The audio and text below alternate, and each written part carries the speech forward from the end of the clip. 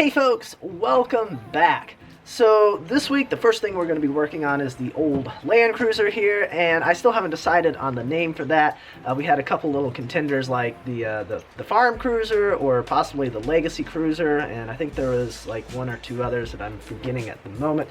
But what we're going to work on is the line that connects from our gas cap down to the tank. It's made out of rubber and it's all dry rotted. We got some cracks forming in it, so it definitely needs to be replaced. And in order to get that, we need to take that actually in because it's a specific size, and that stuff is kind of expensive to buy by the foot. So you want to get it pretty darn close.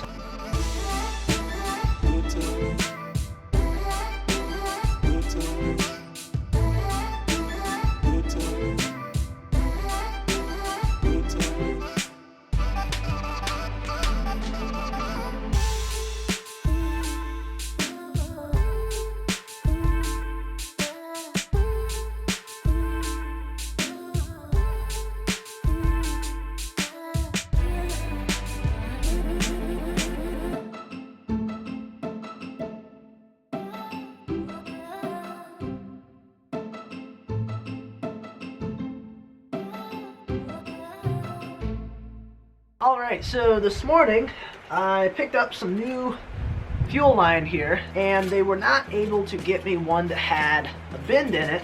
And if you try bending this stuff at all, it just starts to flatten out like that. So what we ended up having to do is get an elbow here that we can put in there, and then we'll have to cut this one into a couple parts. And I think this should work. We'll find out here in a little bit. Now before we can start putting this on, I actually want to pull the spare tire. The issue is that at some point this thing was modified with a new bumper, and we got a little piece of small I-beam under here, and we got this plate that was welded on and this thing, and none of that was original, and it's actually blocking your access to where you have to stick a tool in there to release the spare tire. So what we're going to actually have to do is get in there, and hopefully we'll be able to pull some bolts that are holding this bar on that holds the spare tire up. If that doesn't work, we're going to have to cut those bolts off and get that out. And a couple of those bolts are right beside where our fuel fill line comes in, so while that's out, it's going to be the easiest time to get in there and try getting those bolts removed without the filler line there. So that's the first thing we need to work on, see if we can't get that out. Once we get that done, we can hopefully come through and put our filler line back in.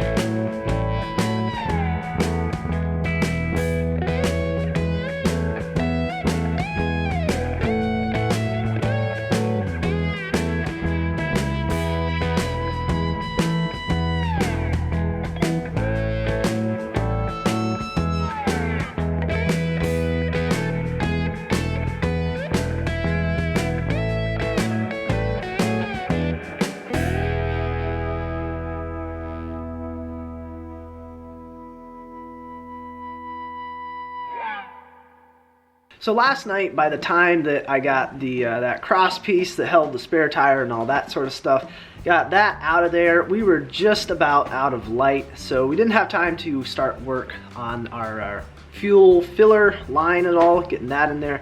So that's what we're going to work on today.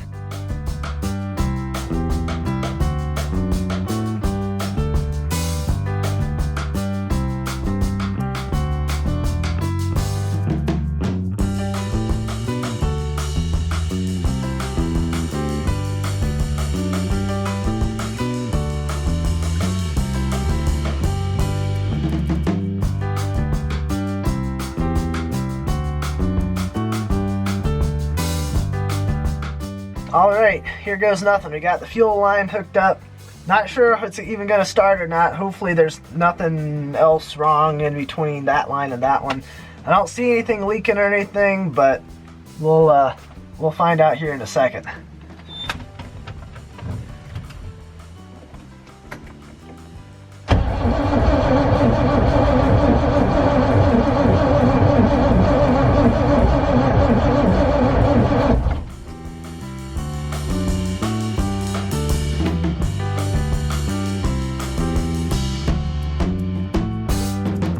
All right, so we've been working on the old Land Cruiser there for a while now, and I think the reason it won't start is one of two things. Now, of course, I mean, there could be more things than that. There probably are, but at least the reason we aren't getting fuel up to the engine is probably one of two different issues. So with this setup, with having the fuel pump right up near the engine, if you happen to have, you know, a small hole or something in one of your lines, or something isn't seated right, you know, you got a rubber line that maybe doesn't quite fit together the way it should anymore, it could start bringing in air through there, and that could keep it from being able to actually suck that fuel all the way up to the engine.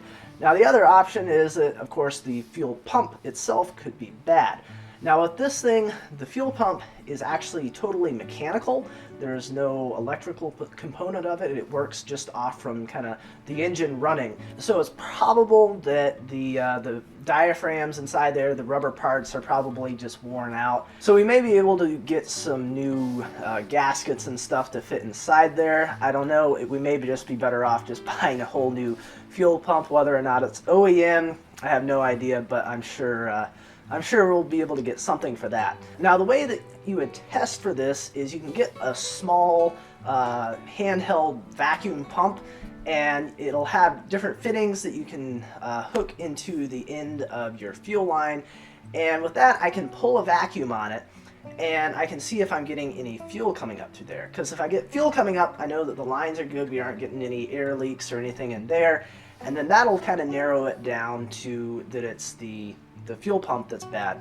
The only thing is, I do not have one of these, so until I can get that, we're kind of on hold with going any further with this part of the project. So what we're going to work on now is we're going to do a little project up here in the loft, and that is we're going to do a little bit of draft proofing up here, because we do have some gaps in various places where it's not exactly windproof.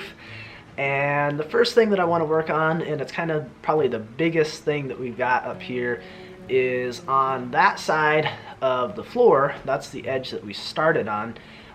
Just because I built this a little bit differently than what you would normally do, where the first run of flooring goes along there, it's even with kind of the inside, I guess, of the studs, and then inset from the studs, there's a little bit of a gap there where there's nothing, and we got air coming up through there.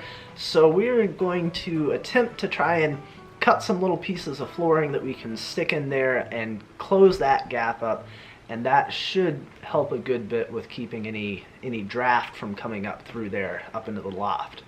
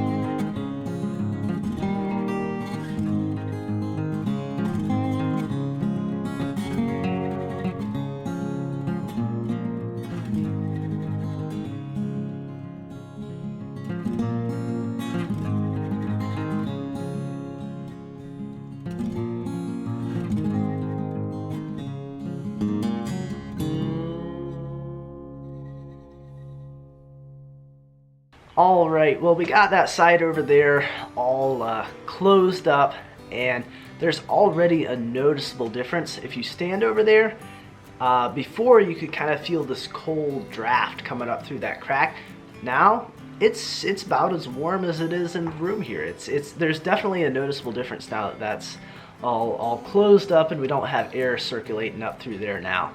So some of you that are newer to the channel may be wondering why it is that I am using a lamp instead of electric lights or something like that.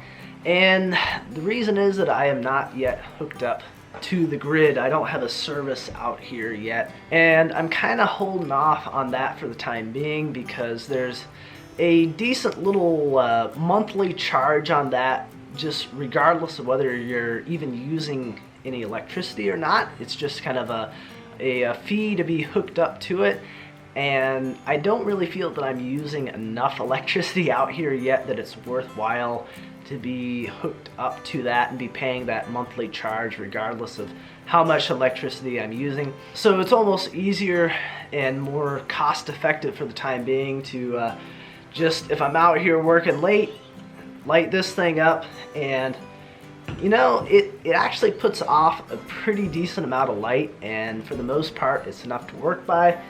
And if that's not enough and I need to see a little bit more, I can always use a flashlight or a headlamp or something like that, and it gets me by just fine for the time being. Now tomorrow we're planning on coming out and doing some more work on the bridge. We're going to pull up some of those kind of marginal deck boards that we put down, and we're going to be putting down some of these deck boards.